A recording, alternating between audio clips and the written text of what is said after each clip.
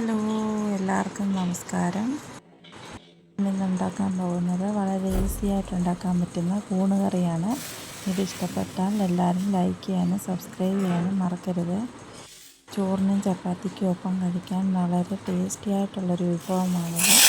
വളരെ നല്ല രുചിയാണ്. ഇത് ഉണ്ടാക്കാൻ വേണ്ടിയിട്ട് 2 സവാള ചെറുതായി അരിഞ്ഞെടുക്കുക. കൂണ് കഴുകി വൃത്തിയാക്കി വെച്ചിരിക്കുന്നു. അടുത്തായിട്ട് ഒരു ചട്ടി അടുപ്പത്ത് വയ്ക്കുക. അതിലേക്ക് വെളിച്ചെണ്ണ ഒഴിച്ച് സവാള വഴറ്റാനായിട്ട് അതിലേക്ക് ഇട്ട് നന്നായി വഴറ്റിയതിന് ശേഷം അതിലേക്ക് 1 ടീസ്പൂൺ ഇഞ്ചി വെളുത്തുള്ളി പേസ്റ്റ് ചേർത്ത് നന്നായി ഇളക്കി യോജിപ്പിക്കുക. ശേഷം കൂണും 1/2 ടീസ്പൂൺ മഞ്ഞൾപ്പൊടിയും 1 ടീസ്പൂൺ ഉപ്പും ചേർത്ത് നന്നായി ഇളക്കി യോജിപ്പിക്കുക. ഇതിലേക്ക് അല്പം വെള്ളവും കൂടി ചേർത്ത് നന്നായി ഇളക്കി അടച്ച് വെച്ച് അല്പസമയം വേകാനായിട്ട് വെക്കുക. ഏകദേശം ഒരു 10 മിനിറ്റോളം ഇത് ഇങ്ങനെ ഇരിക്കട്ടെ. കറിയിലേക്ക് ചേർക്കാനുള്ള മസാല എടുക്കുക. 1 ടേബിൾ സ്പൂൺ മഞ്ഞൾപ്പൊടി, 1/2 ടീസ്പൂൺ മല്ലിപ്പൊടി, 1/4 ടീസ്പൂൺ മഞ്ഞൾപ്പൊടി, ഗരം മസാല 1/4 ടീസ്പൂൺ. പിന്നെ ഇതിലേക്ക് ആവശ്യമായിട്ടുള്ള തേങ്ങ വറുക്കുക.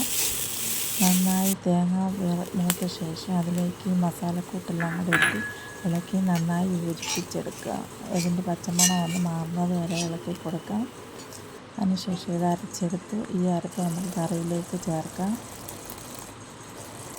ഇത് അരപ്പൊക്കെ ചേർത്ത് നന്നായി മിക്സായിട്ട് വരട്ടെ. അപ്പോഴത്തേക്ക് നമുക്ക് കടുക് വറുത്തെടുക്കാം. അതിനായിട്ട് 2 ടേബിൾ സ്പൂൺ വെളിച്ചെണ്ണ ഒഴിച്ചു. അതിലേക്ക് കടുകും ഉള്ളിയും കറിവേപ്പിലയും ഒക്കെ നന്നായി വറുത്ത് കോരിയെടുക്കാം. ഇത് കറിയിലേക്ക് ചേർത്തെടുക്കാം. കറി നന്നായി വെന്ത് വന്നിട്ടുണ്ട്. വളരെ ടേസ്റ്റി ആയിട്ടുള്ള നല്ലൊരു കറിയാണിത്. ഇതെല്ലാവരും ഒന്ന് ട്രൈ ചെയ്ത് നോക്കണേ. ഇഷ്ടപ്പെട്ടാൽ നന്നായി ലൈക്ക് ചെയ്യാനും സബ്സ്ക്രൈബ് ചെയ്യാനും മറക്കരുത്. ഈ കറി വളരെ ടേസ്റ്റി ആയിട്ടുള്ള ഒരു വിഭവമാണ്. അപ്പോൾ അടുത്തൊരു വീഡിയോ ആയിട്ട് നമുക്ക് നാളെ കാണാം. എല്ലാവരുടെയും സപ്പോർട്ട് ഉണ്ടാകുമെന്ന് പ്രതീക്ഷിക്കുന്നു. വളരെ ടേസ്റ്റി ആയിട്ടുള്ളൊരു വിഭവമാണ്. എല്ലാവരും ഒന്ന് ട്രൈ ചെയ്ത് നോക്കണേ.